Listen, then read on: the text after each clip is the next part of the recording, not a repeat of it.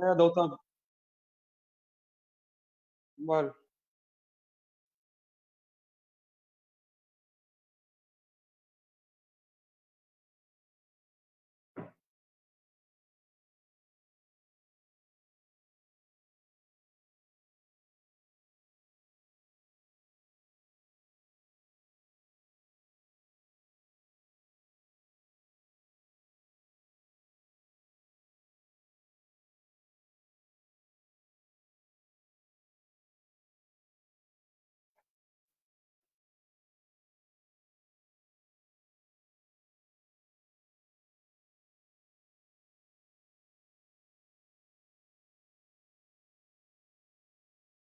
Oi?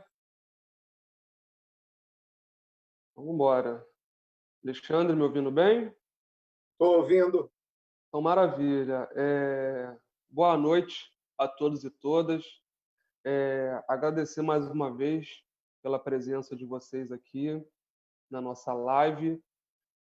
A gente tem feito algumas lives para poder debater quais são os impactos que esse novo coronavírus ele tem trazido em nossa sociedade. Então, a gente tem conversado com diversos especialistas e o convidado de hoje é um amigo querido, é o Alexandre Pessoa Dias. Ele é pesquisador da Fiocruz, engenheiro sanitarista, e ele vai poder responder aqui algumas dúvidas nossas referentes à própria questão da água, questão do esgotamento sanitário e relacionar isso com o momento que a gente está vivendo. Então, Alexandre, muito obrigado, tá, por aceitar o nosso convite. Deixa aí esse tempo para você fazer as suas contribuições. Então, agradeço muito ao Movimento Chega de Descaso pelo convite para a gente poder contribuir sobre o debate da relação saneamento e coronavírus. O que vocês estão fazendo, nós chamamos de comunicação em saúde. A comunicação em saúde ela tem um componente muito forte que precisa ser cada vez mais utilizado por nós para o enfrentamento dessa pandemia, que é algo muito sério, muito grave e que vai trazer um sofrimento muito grande para a população brasileira. Então, Alexandre, só te cortando para ficar claro, é uma gripezinha ou não? Bom, afirmar que o coronavírus é uma gripezinha seria uma irresponsabilidade. Nós estamos vendo um crescimento exponencial do número de óbitos e que vai atingir a toda a população, de norte a sul desse país. E eu já coloco desde já uma preocupação muito grande com as populações de baixa renda, porque aqueles problemas históricos da falta de saneamento, do saneamento básico inadequado, dos problemas da urbanização desse país, das formas como se deram as políticas públicas, os problemas das periferias, não só das cidades, mas também das áreas periféricas, a precariedade de saneamento nas áreas rurais, nas populações do campo, da floresta e das águas. Diante da epidemia, esses problemas serão mais intensificados, serão mais complexos. Eu digo para você que a Fundação Oswaldo Cruz está mobilizada totalmente no enfrentamento dessa pandemia. São diversas unidades da Fundação distribuídas nesse país, são várias várias unidades dentro da Fiocruz.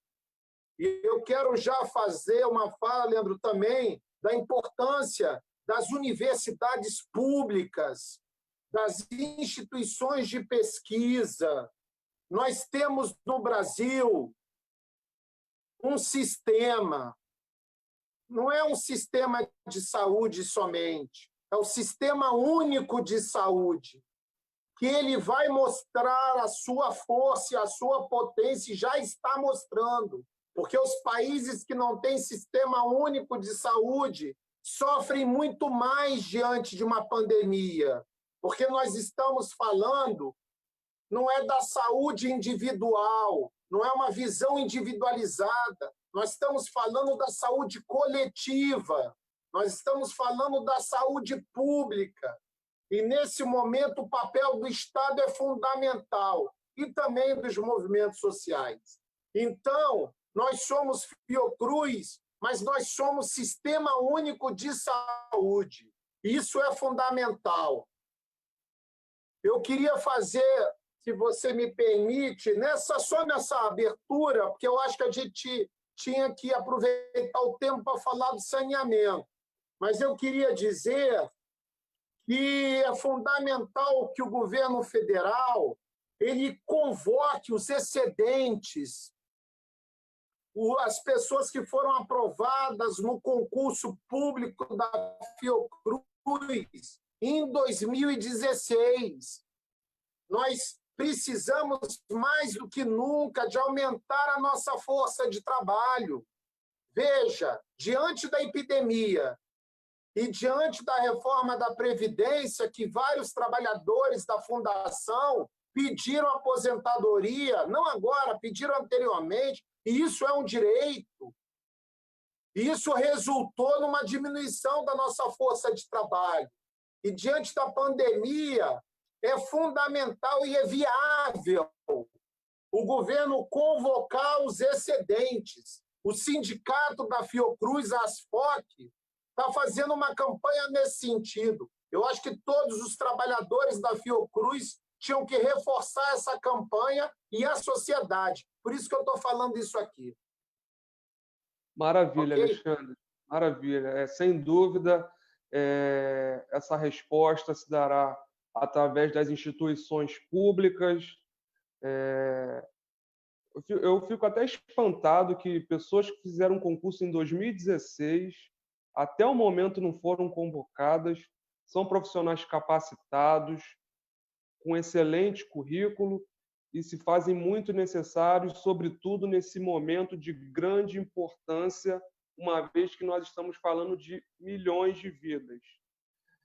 Hoje eu estava assistindo uma reportagem onde se demonstrou que um levantamento feito lá nos Estados Unidos, em que o percentual das pessoas que estão vindo a ficar graves e até mesmo a falecer, grande parte delas são negros e latinos, por serem a população mais carente, pobre.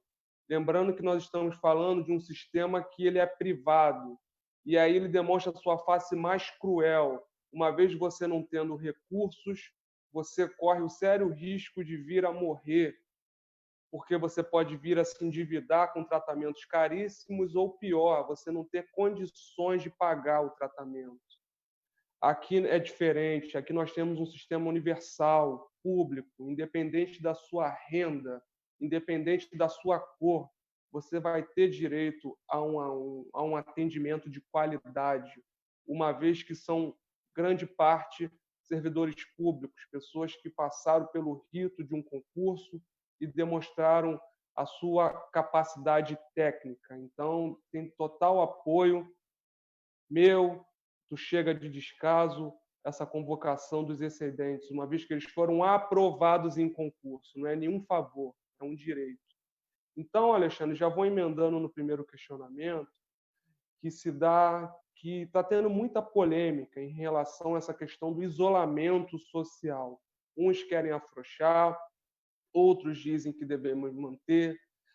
Então, eu queria saber a sua opinião, como um pesquisador da Fiocruz, um engenheiro sanitarista, qual é a sua opinião em relação ao isolamento e quais seriam as outras formas que a gente poderia deixar para a população como formas de prevenção, né, desse novo coronavírus? Veja bem, mais do que uma opinião, eu acredito que seja uma orientação, porque essa orientação ela é dada pela Organização Mundial de Saúde, ela é reforçada pelo Ministério da Saúde, ela é ratificada pela Fundação Oswaldo Cruz e por diversas instituições públicas e de pesquisa que nós temos no país, que são instituições de excelência. Então, diante da pandemia, não se brinca. Nós temos conhecimentos acumulados historicamente. A Fiocruz tem 120 anos e ela nasceu fruto de processos epidêmicos no litoral e endêmicos no interior. Essa é uma das nossas... Está no nosso DNA, esse debate do enfrentamento das doenças. E mais do que isso, da promoção da saúde. Então, diante da pandemia, ficar em casa é um direito. Claro que não pode ser algo compulsório, porque tem trabalhadores que, infelizmente, não estão tendo esse direito, percebe? E eu acho que, obviamente, tem que vir políticas de Estado que permitam o direito das pessoas ficarem em casa. Quanto mais essa doença ceifar a vida das pessoas, mais as pessoas vão perceber, próximo delas, a situação que está ocorrendo. Eu não quero me lindrar, mas não cabe a nós nem exagerarmos, muito menos amenizar a fala. Nós temos que ter precisão no que nós estamos falando. E o prognóstico aponta curva exponencial. Precisamos proteger nossas famílias. Precisamos proteger uns aos outros. Então, o isolamento é uma estratégia fundamental. Fique em casa. Como também é importante as ações de saneamento e o direito à água. Ok? Alexandre, a gente tem escutado de diversas formas que se faz importante lavar as mãos com água e sabão. Mas como vamos dar esse tipo de orientação levando em conta a realidade de diversas comunidades? Antes de sermos surpreendidos com essa pandemia do novo coronavírus, aqui no Rio de Janeiro, a gente já estava convivendo com o problema da água referente ao serviço da SEDAI.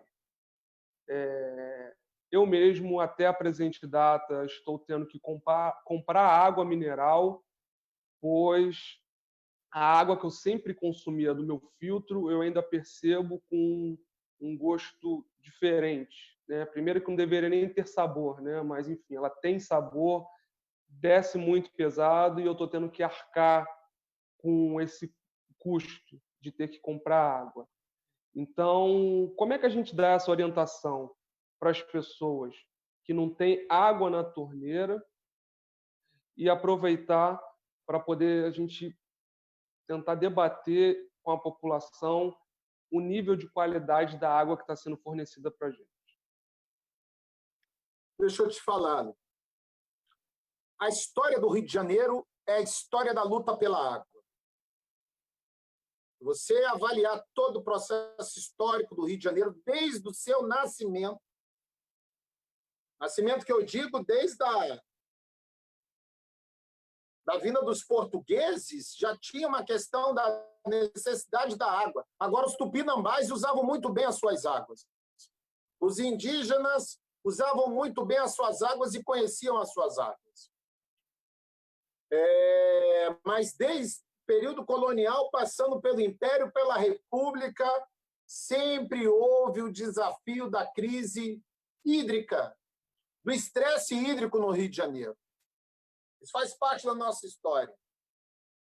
E o termo crise hídrica, hoje, é um termo que já está aceito a nível nacional. Não é só o semiárido que tem crise hídrica.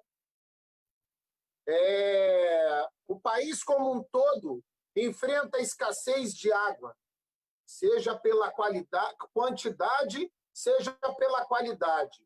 Você lembra, Leandro, em 2015, a crise hídrica no Rio de Janeiro e São Paulo? Ali estava secando a água. Os reservatórios estavam secando.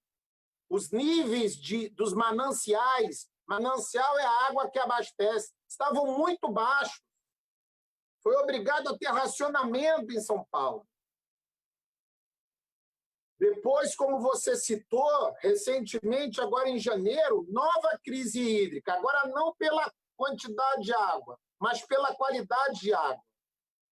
Eu quero dizer para você, sem me prolongar muito, porque o assunto é muito amplo, mas a crise hídrica, para mim, ele é uma expressão de uma crise ambiental.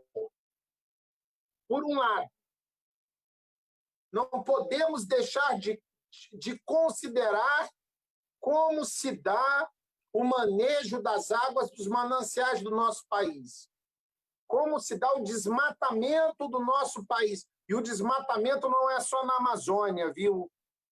Ele está acontecendo de forma impressionante no Cerrado, tá certo? Que é a caixa d'água do Brasil. O Cerrado se comunica com todos os biomas. Então, o desmatamento gera crise hídrica. E isso, os brasileiros estão aprendendo na sua própria geração. O que significa isso? E, por outro lado, não é só a crise ambiental. Nós temos aí mudanças climáticas que interferem nesse processo. Óbvio que vão ter pessoas que vão falar que não há a questão das mudanças climáticas. Mas a nossa referência é da ciência, meu caro. Então, nós temos que trabalhar em cima das evidências. E as evidências científicas é que, de fato, estamos sofrendo os efeitos das mudanças climáticas. Essas mudanças climáticas, inclusive, interferem nos processos biológicos e, inclusive, interfere também por meio das doenças emergentes. E a coronavírus é uma doença emergente. Agora, além da crise ambiental, existe também, na minha forma de análise, uma crise das políticas públicas. Porque se nós não temos o fortalecimento das políticas públicas de saneamento e saúde, como nós vamos enfrentar não somente a pandemia, mas as condições de vida da população? E quando eu falo políticas públicas de saneamento e saúde, porque essas duas coisas estão ligadas. O objetivo do saneamento, é bom deixar claro, é promover a saúde pública. Então, o fortalecimento, as críticas que se tem com relação à água da SEDAI, eu respondo da seguinte forma: vamos fortalecer a SEDAI, porque ele é um patrimônio do povo carioca. E eu acho que o saneamento tem que ser política pública.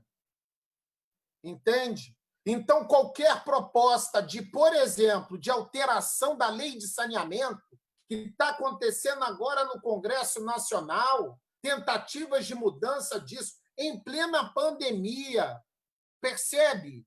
Rapaz, os estados que têm concessionárias públicas prestadoras de serviços públicos de saneamento, é muito mais viável que o Estado consiga orientar para que essas concessionárias elaborem seus planos de emergência e de contingência de saneamento para enfrentar o coronavírus. É o poder público falando para as empresas públicas.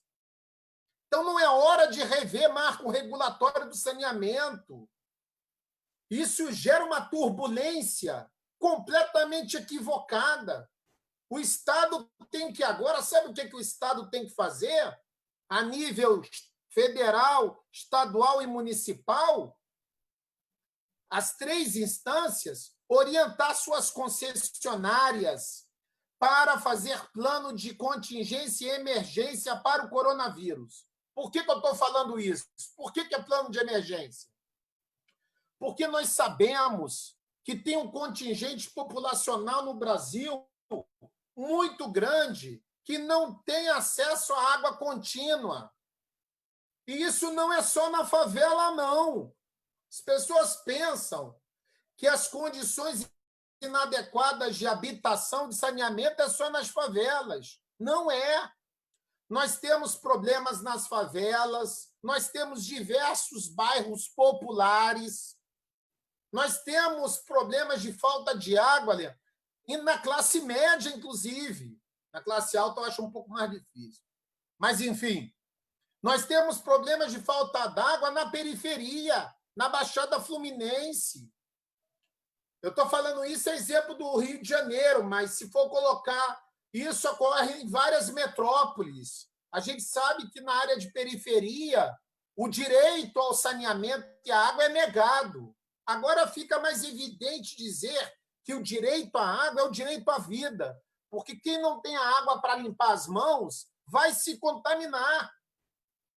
Então, Alexandre, você já respondeu, você respondendo a uma das perguntas que eu lhe Não estou te ouvindo. Tá me ouvindo bem? Baixo.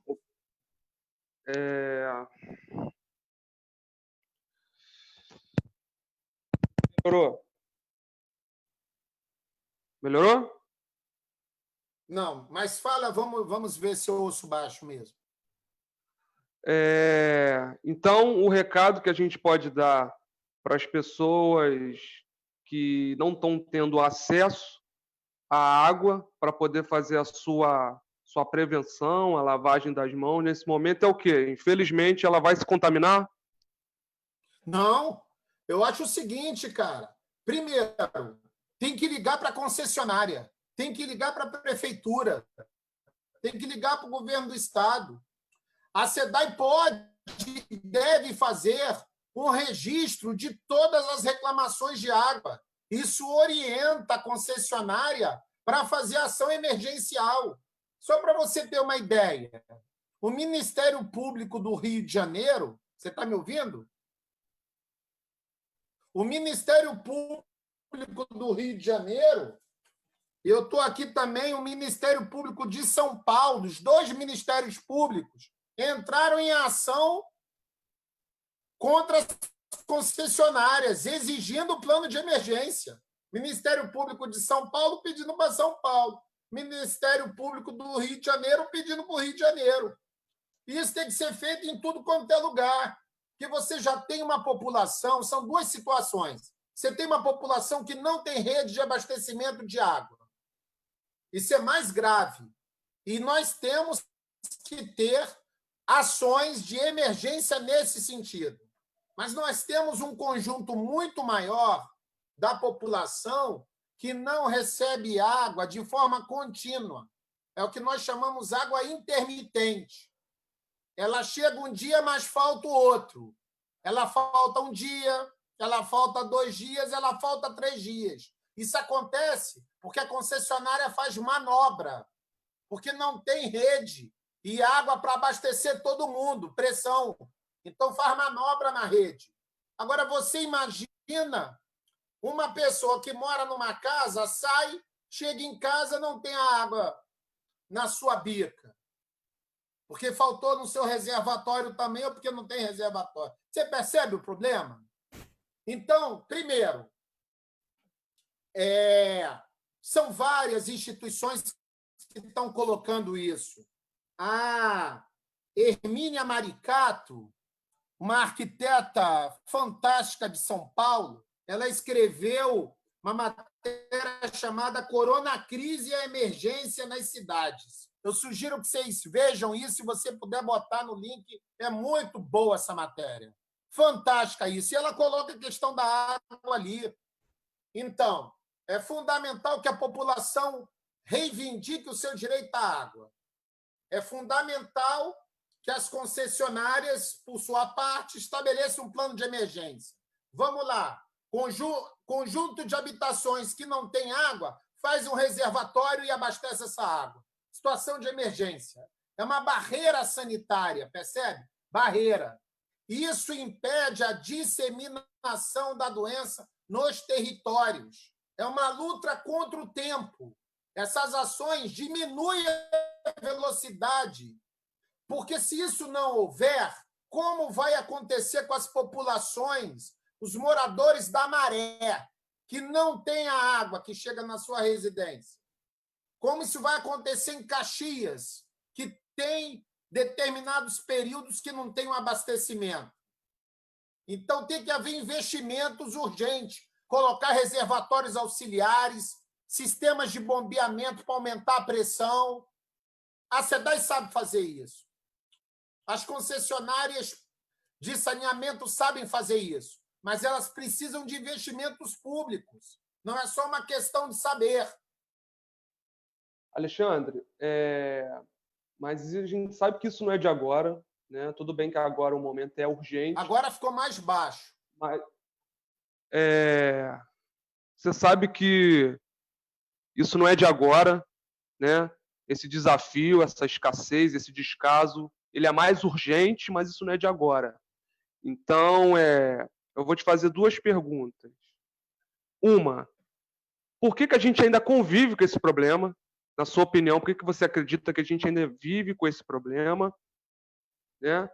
E o segundo, por que a solução não seria a que tem sido defendida a cada dia, que é privatizar a água? Veja bem, esse debate da privatização é uma velha novidade, ela sempre volta. E a questão que nós perguntamos é qual é o objetivo estratégico do saneamento. Porque o sistema privado, a empresa privada, se ela assume um sistema, ela assume para obedecer uma lógica do lucro. Numa situação dessa, olha essa situação da pandemia. Nós temos que salvar a vida, temos que ir lá botar o reservatório, botar carro-pipa, botar bicas. Olha, nós temos que atender morador de rua. Eu estou falando todas as esferas da vida. Quando a gente fala em saúde pública, não podemos trabalhar com a exclusão. O saneamento nunca pode ser pensado na exclusão. Então, não pode haver exclusão com relação à pessoa que não tem as condições financeiras de pagar a sua água. Isso não é só acesso, isso é acessibilidade. A população precisa ter acessibilidade da informação, acessibilidade financeira, acessibilidade educacional, acessibilidade à atenção à saúde, assistência em saúde e acessibilidade à água. Se não, você sabe o que pode acontecer? O que já aconteceu em vários países. Em várias concessionárias foram estatizadas, porque essas empresas privadas não tiveram lucro e não tiveram eficiência e gera uma crise social e foram reestatizadas. Para você, isso já aí não estamos falando para frente, nós estamos analisando o que está acontecendo, inclusive nos outros países, percebe? Então, por exemplo, aquela localidade que a população tem uma fonte de renda muito baixa, aquele território que tem uma situação de saúde muito ruim, inclusive com relação à renda. Não são poucos no país isso. E aí eu pergunto, qual é a empresa privada que vai investir ali? Quando que vai chegar a rede de esgoto sanitário? Quando vai chegar a drenagem, água de chuva, que inunda diversas comunidades? O resíduo sólido, percebe? Saneamento básico não é só água, é esgotamento sanitário, é resíduo sólido, vulgo lixo, e são as águas de chuva, que também matam muitas vidas. Então, o critério tem que ser a saúde pública. Então, eu acho que isso é um debate importante que nós queremos travar. Mas eu acho que agora, no período de pandemia, a discussão é urgente fornecer água para quem não tem. Porque senão sofre quem não tem e vai sofrer quem tem também. Que a contaminação começou com a classe alta e agora está indo para as populações baixas. E agora vai se expandir e vai entrar e retorna para a classe média. E se expande na classe média como está se expandindo. Não há fronteiras para as doenças. O que há é que a população de baixa renda tem menos dificuldade, tem mais dificuldade. Então tem que haver a proteção social do Estado. Senão a gente não avança enquanto país. Alexandre, a gente percebe que, principalmente Baixada Fluminense, ela acaba apresentando números assim bem ruins quando se trata de saneamento básico. Baixada Fluminense, comunidades, periferias aqui no Rio de Janeiro. Então, não querendo exigir tanto assim da sua memória, mas nesse momento você poderia trazer dados mais gerais de coleta de esgoto, acesso à água tratada, do Brasil e, assim, quem sabe até a nível de município do Rio? Como é que tá? Como é que estamos atualmente nessa questão? Então, veja bem, só para você ter uma ideia, nós temos no Brasil 33 milhões de pessoas sem acesso à água, tá certo?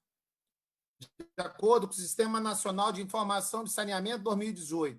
Quando você considera o acesso irregular, esse número pula para 53 milhões. Em São Paulo, 85 mil pessoas não têm acesso à água. 85 mil pessoas é muita gente. Quando você trabalha em percentual, esse número é baixo, 0,7%. Mas esse número percentual ele é muito malvado. Você fala 0,7%, você não está colocando as pessoas. Vamos colocar as pessoas. 85 mil pessoas não têm acesso à água. Isso é o número oficial. É o número oficial. E nem pega toda a amostragem, porque é fornecida pelas concessionárias. Tá certo? É um dado pelas concessionárias, mas nós temos que trabalhar com os dados oficiais. Se nós considerarmos quem sofre carência de água, esse número pula para 340 mil pessoas. Eu estou colocando o exemplo de São Paulo, eu sei que esse vídeo pode passar no Brasil inteiro, mas eu estou falando da cidade mais populosa do Brasil. Por isso que eu gosto de citar São Paulo. Percebe? Então, esse não é um problema pequeno.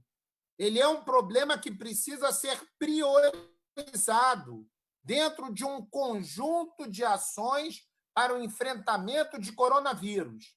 Leito salva vida, leito salva vida. Torneira com água salva vida, torneira com água salva vida.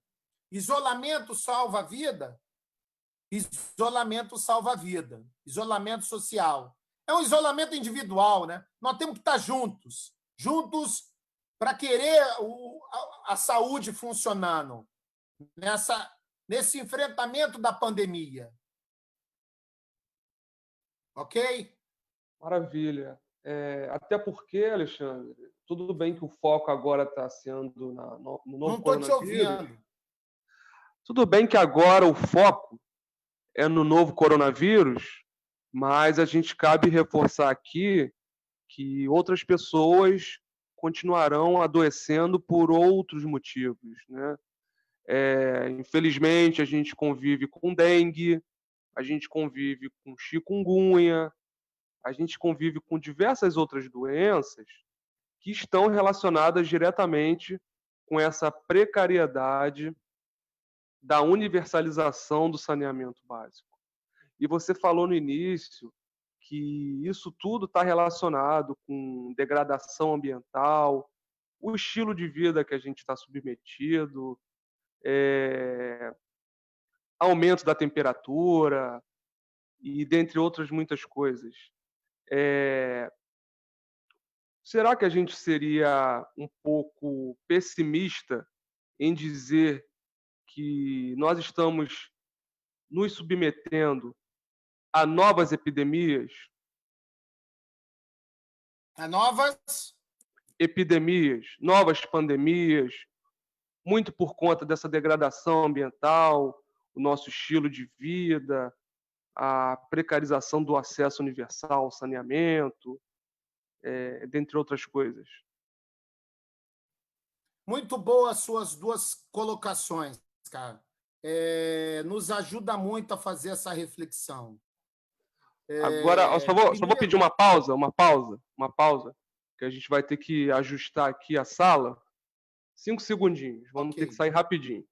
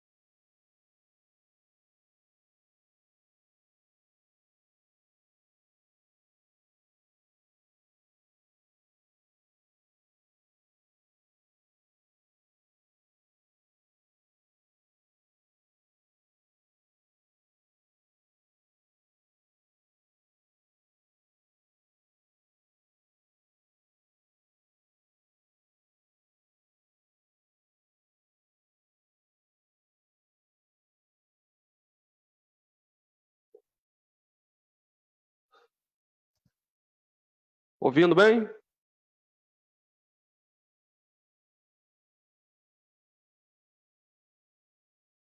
Alexandre, ouvindo bem? Alô, alô? Vinícius, está me ouvindo?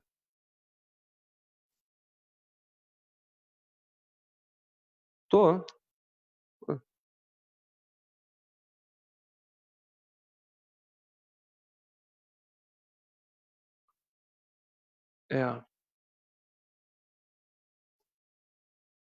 Isso.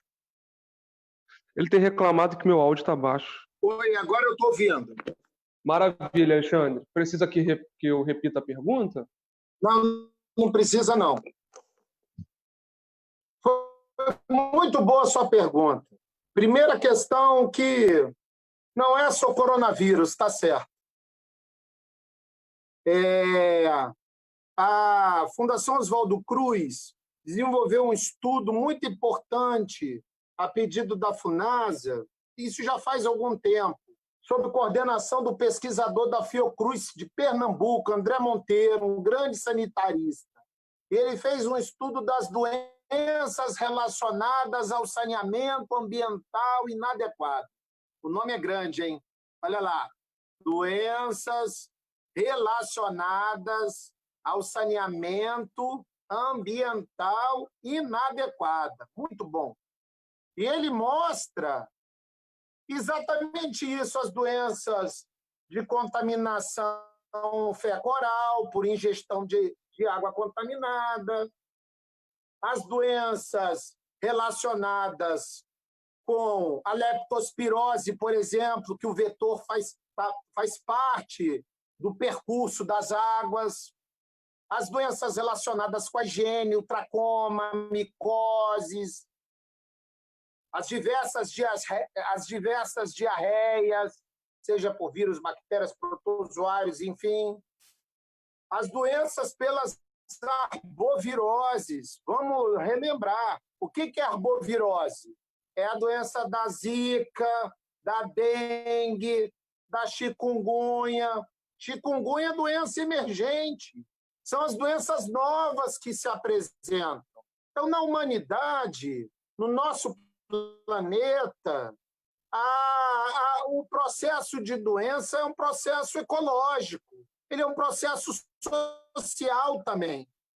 Então, você vai interferindo na ecologia, nos ecossistemas, nos animais. Você vê a morte de vários animais silvestres com a caça, o avanço do agronegócio dentro de áreas da floresta. Isso interfere na ecologia. Então, micro-organismos que estavam lá, quietinho, porque tinha uma biodiversidade ecológica, porque tinha uma biodiversidade genética. Isso vem pelos animais silvestres, isso vem nos grandes criações de porcos, aves, de gado, nos grandes mercados. Aí fala, o problema é da China. É só a China que tem grandes mercados de animais? Não é. É no mundo inteiro.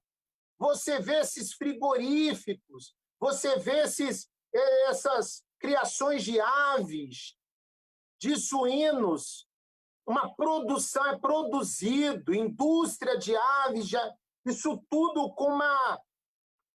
Quando vem a doença nessa monocultura de animais, isso é avassalador. Esse problema não é só da China, isso tem a ver com os sistemas alimentares. Então, eu estou falando um pouco dos processos ecológicos, dos sistemas alimentares, dos sistemas das mudanças climáticas e dos sistemas hídricos. A Vandana Shiva fala isso, uma grande intelectual. Então, veja bem, quando nós falamos na escala do saneamento, na mesoescala, tem a macroescala, que são as bacias hidrográficas. Vamos chegar na escala do saneamento, na mesoescala. São essas doenças relacionadas ao saneamento. O dengue, chikungunya não precisa da água das habitações, percebe?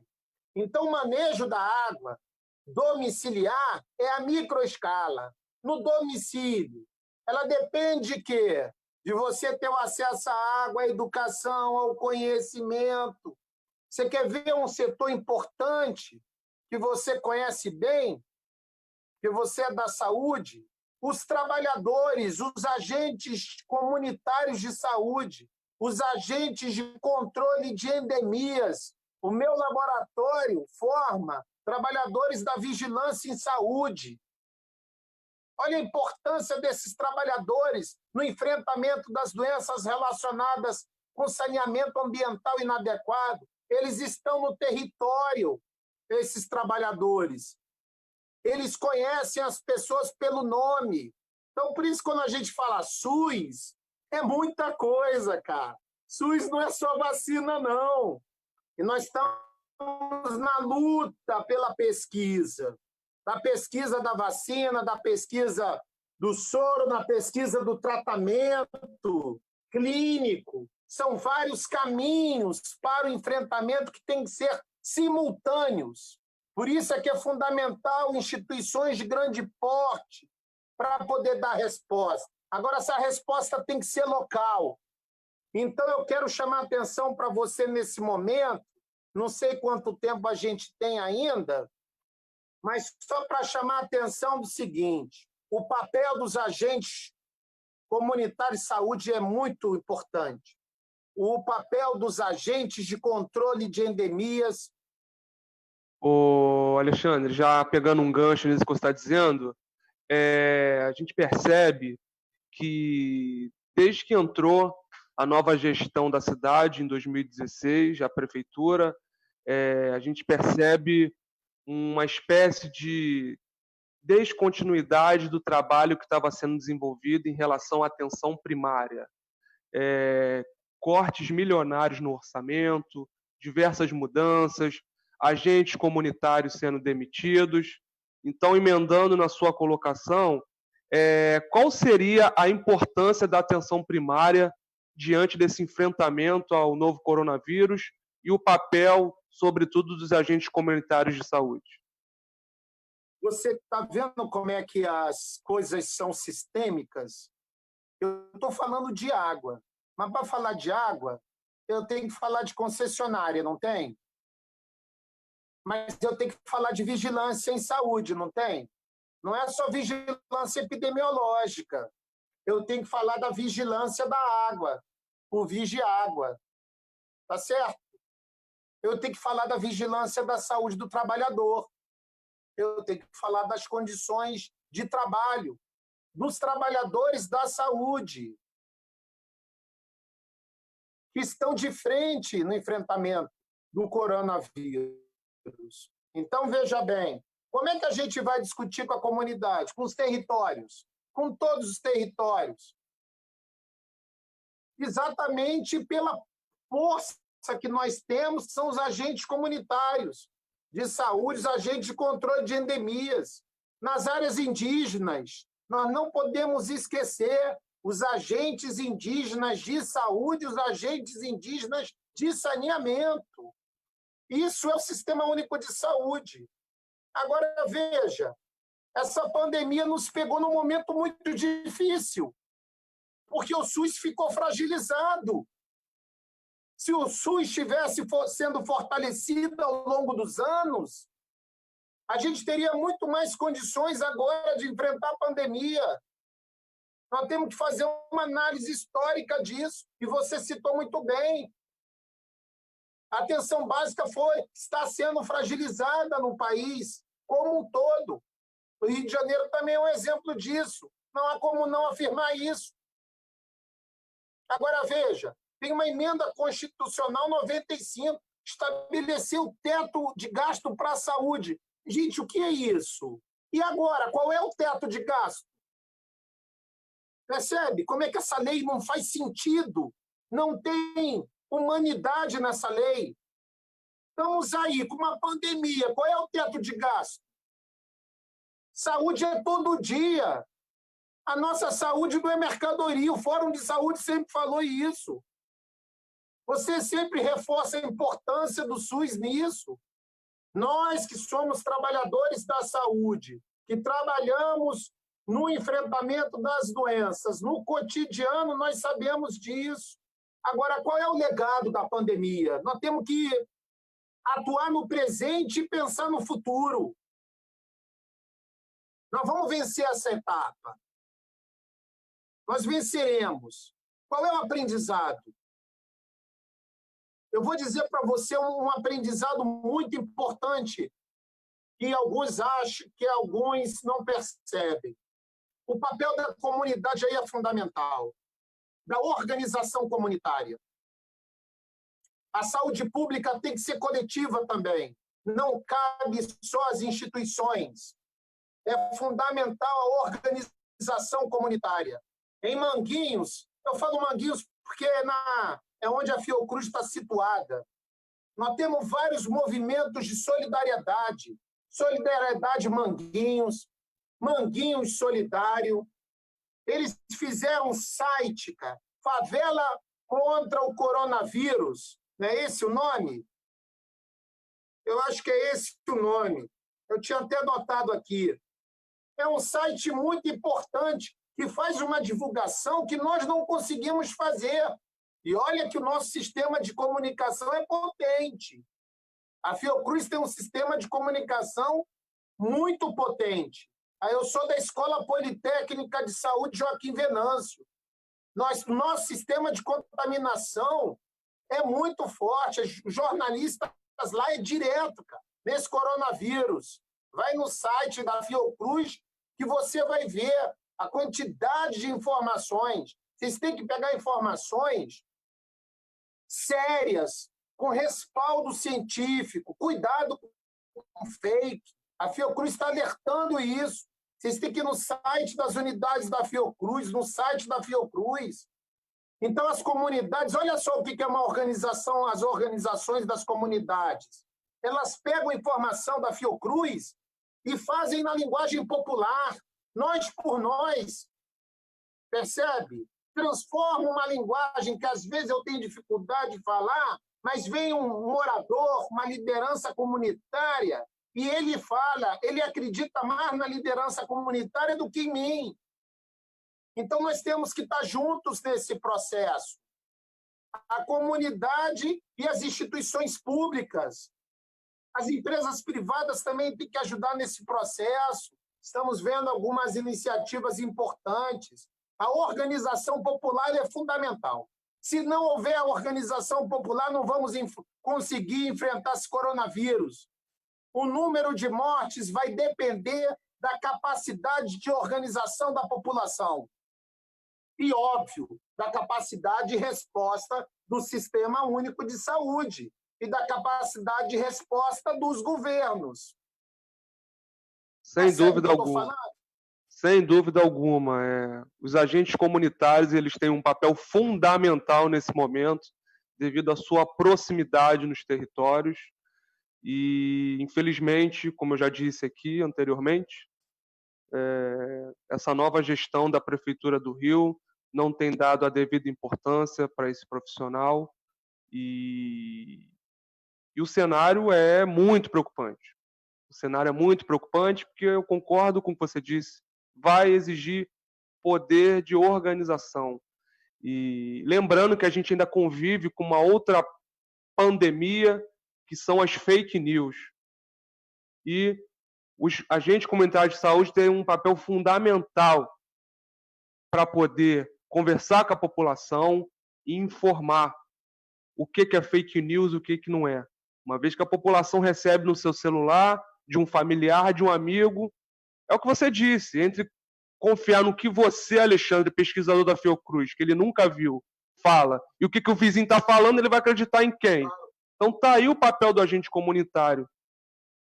Infelizmente, a gente está num número decrescente desse importante funcionário, esse importante profissional, sem falar nos outros profissionais dali da linha de frente, que nesse momento estão sendo submetidos a trabalhar até sem EPI. Eu tenho recebido denúncias de lugares que estão sem equipamento de proteção, recebi denúncias também de que estão recebendo, mas são de péssima qualidade.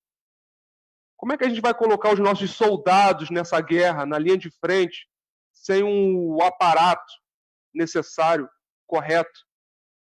Então, o que a gente percebe é descaso, é desleixo em todos os sentidos. É inadmissível que a gente ainda conviva com falta de acesso à água tratada e coleta de esgoto. Isso é algo inadmissível. Por que em certos bairros tem e outros não tem? Isso tem muito a ver com o que a gente convive, infelizmente, que é a chamada desigualdade social. Então, Alexandre, eu sei que não existe uma fórmula mágica, mas com a sua experiência acadêmica, eu queria que você pudesse trazer algumas contribuições de forma a empoderar a população.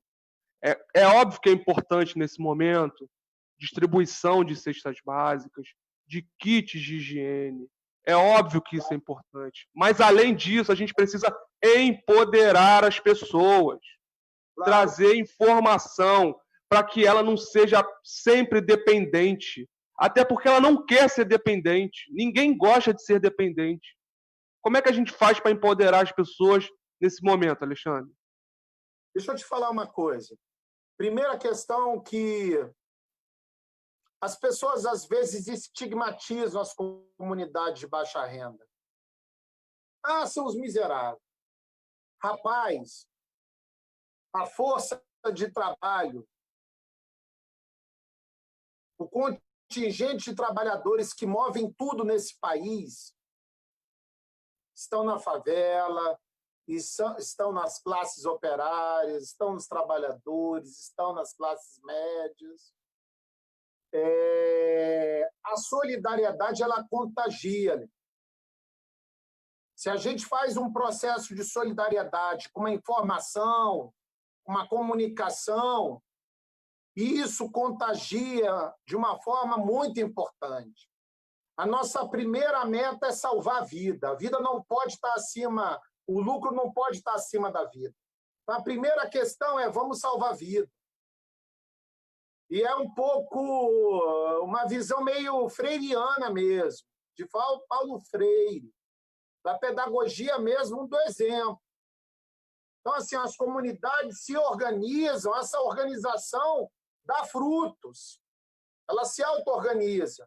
Você se auto-organiza, você se organizou, você teve solidariedade, você se solidarizou em processos relativos a violações dos direitos à saúde. Isso é um exemplo. Nós temos, quer ver um exemplo importante? Nós temos o Observatório Nacional do Direito à Água e ao Saneamento, o ONDAS. O ONDAS envolve diversas entidades, pesquisadores, sindicalistas, movimentos. Eu faço parte do ONDAS.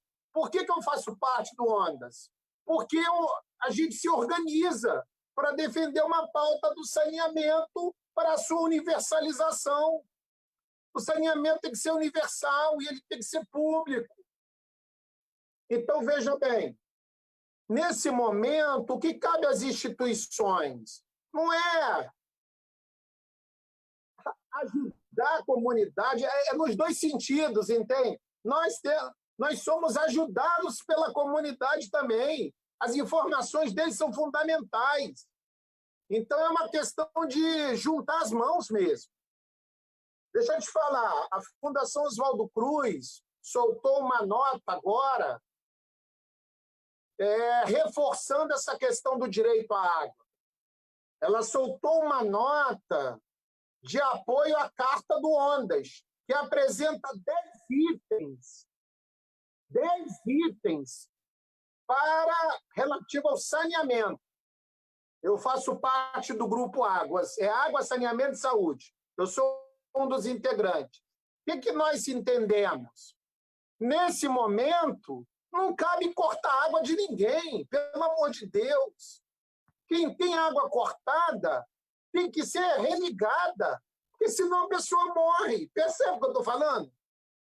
Então, discute depois a questão.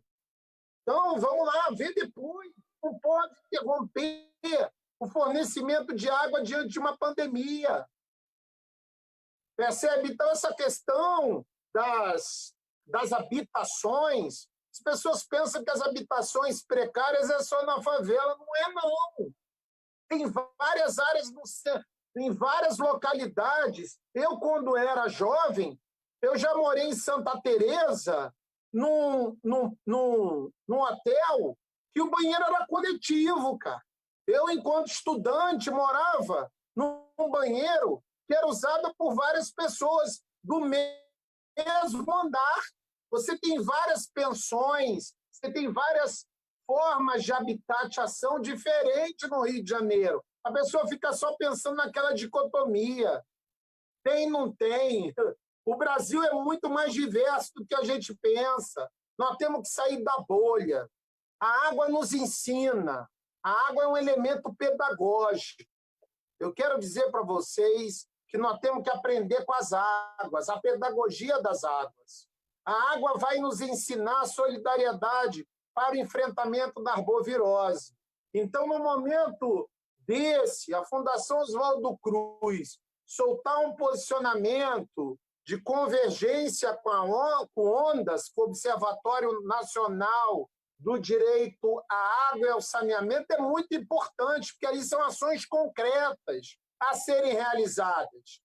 E as concessionárias vão responder. Eu acredito nisso. Eu acredito que elas vão se movimentar, vão fazer mais investimentos para salvar as pessoas, porque isso vai ser cobrado. É nosso papel enquanto sanitaristas. Percebe? Então, é ação conjunta. Nós temos que ter ação conjunta. Olha, você quer ver um exemplo que eu fiquei muito bem impressionado? Você falou das máscaras. Você viu a Liesa, cara? As escolas de samba se organizando para fazer as máscaras. Olha a potência desse país. Gente, no dia que a gente descobrir a potência desse país, da força que tem de baixo para cima, que a gente fica pensando que é só de cima para baixo. De cima para baixo, às vezes, vem coisa muito ruim. Então, nós temos que exercer o nosso controle social, a nossa cobrança. Por isso é que nós falamos direito à água. É no sentido de fortalecer a nossa capacidade crítica. A responsabilidade é de todos. Alexandre, como é que você vê, sobretudo nesse momento de isolamento, a chegada de conta de água para as pessoas pagarem? Como é que é a sua opinião em relação a isso? Você acha que essa cobrança deve continuar? Deve ser um percentual menor? Lembrando que essa água, para quem recebe, eu já disse no início, ela tem deixado a desejar há muito tempo. A gente tem recebido uma água de péssima qualidade.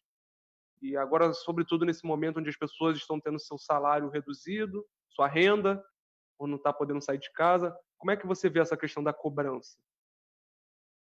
Eu vou ler o que a carta aberta do Ondas coloca.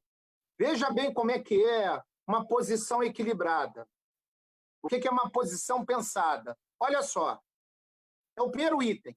Suspender por um período de 4 meses os cortes de fornecimento de água devido à inadimplência do usuário, bem como reconectar aquelas famílias que atualmente têm suas ligações cortadas por inadimplência, considerada a possibilidade de prorrogação desse prazo, caso a crise do Covid-19 se prolongue, condicionada, após a superação da crise, adotar estratégia para, mesmo em caso de inadimplência, assegurar o fornecimento mínimo de água para a proteção da saúde. Percebe?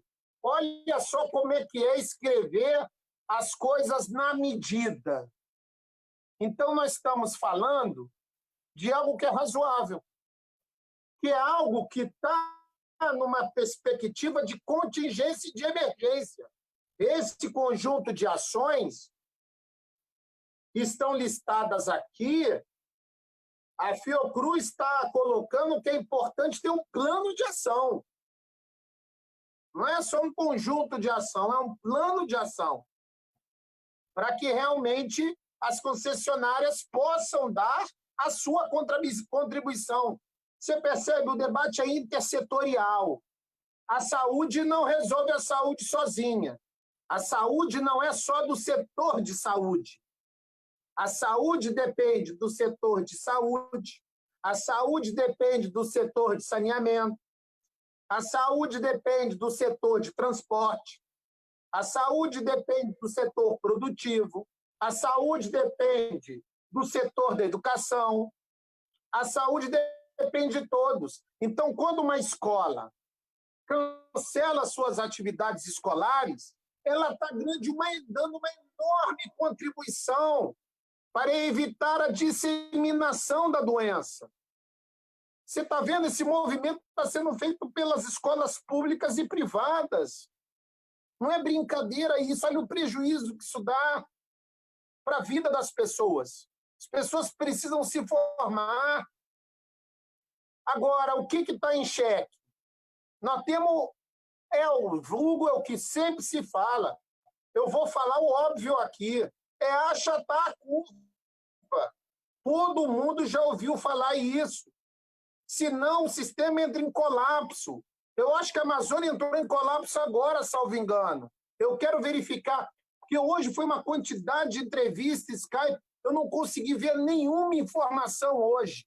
Nós estamos num trabalho muito frenético, está muito exaustivo o processo. Percebe? Amanhã vamos dar uma entrevista, ou seja, está todo dia isso, toda hora. Eu ia falar o nome da do canal de comunicação, mas eu não sei se eu posso falar, então fiquem abertos. Percebe? Então, assim, eu vou dar entrevista, pode não sair, enfim, mas nós estamos sendo desafiados para dar respostas. Não adianta só identificar o problema, não. Primeiro que identificar o problema é importante, porque tem muita gente que acha que o que está acontecendo não é uma pandemia. As pessoas ainda não entenderam o que é uma pandemia. Isso é uma loucura. Então, nós estamos enfrentando o vírus e nós estamos enfrentando a ignorância também. A ignorância não é falta de educação. Você sabe o que é ignorância? É ignorar. Se um cara letrado, um intelectual, estou falando intelectual, ele acha que esse problema não vai atingi-lo, ele é escolarizado? É. Ele tem educação? Tem. Mas ele ignora. Então, ele é um ignorante. Nós estamos enfrentando dois graves problemas: o vírus e a ignorância. Alexandre, você foi perfeito. Você foi perfeito, você deixou claro para quem ainda tem alguma dúvida de que a saúde está relacionada a diversos outros determinantes, né, como educação, saneamento básico, alimentação, moradia digna. E acabou que foram anos de descaso, não fizemos os investimentos corretos e nós estamos pagando essa conta. Cabe lembrar que o Rio de Janeiro também tem sua vocação turística. Nós poderíamos ter tido um investimento correto em saneamento e, com isso, nós poderíamos ter praias próprias para o banho, e isso iria influenciar positivamente na economia, trazendo mais pessoas para cá, porque essa cidade ela já é lindíssima naturalmente. Porém, nós persistimos nesse desafio da desigualdade social. E aí nós já tínhamos que conviver com diversas outras doenças, e me chega mais essa, e por conta do nosso modelo de sociedade, toda a degradação ambiental que nós temos, infelizmente, nós estamos sujeitos a conviver com novas doenças, novas epidemias, novas pandemias. Agora, cabe a gente nos organizarmos para fazermos o enfrentamento correto de forma coletiva. A saída jamais será individual, e sim coletiva. Está aí a importância da atenção primária, com seus agentes de território, os agentes comunitários, sobretudo para fazer esse enfrentamento à ignorância, às ditas fake news, que são uma praga. Infelizmente, nós ainda estamos tendo que conviver com ela. Alexandre, a gente está caminhando já para o final. Eu queria deixar esse espaço para você abordar alguma coisa que você acredita que a gente ainda não tenha abordado. Eu queria agradecer, viu, por essa conversa. Eu fico feliz pela oportunidade. Eu acho que a gente tem que ampliar cada vez mais os diversos meios de comunicação para que a gente possa dar visibilidade aos invisíveis, dar visibilidade ao trabalho cotidiano dos trabalhadores do Sistema Único de Saúde. Você falou dos agentes comunitários de saúde. Reforça os agentes de controle de endemias, aqueles que fazem a vigilância em saúde. É tão importante a nossa vigilância em saúde, que faz a vigilância da água, manejo das águas, os agentes indígenas de saneamento, as diversas instituições públicas desse país que estão trabalhando diuturnamente. Então, nós seguimos na nossa missão. Gostaria de agradecer muito e eu só faço um pedido. Fiquem em casa. vamos fortalecer o isolamento social. Um abraço. Alexandre, muitíssimo obrigado, tá, pela sua participação. Fico muito feliz que tenha aceito o convite. Como eu disse, nós estamos fazendo diversas lives, convidando pessoas, especialistas de determinados assuntos, para a gente poder fazer esse enfrentamento às fake news, à ignorância e ajudar, sobretudo, a população. Na sexta-feira teremos outra live, dessa vez vai ser com o Gabriel Pinambá, um psicanalista, e nós vamos falar sobre saúde mental nesse momento de isolamento social. Então, agradeço a você que ficou aqui até esse momento acompanhando. Se gostou do vídeo, por favor, deixa lá sua curtida, compartilhe em suas redes e vamos com tudo nesse enfrentamento ao novo coronavírus. Fique em casa e chega de descaso, gente. Obrigado e até a próxima. Abraço.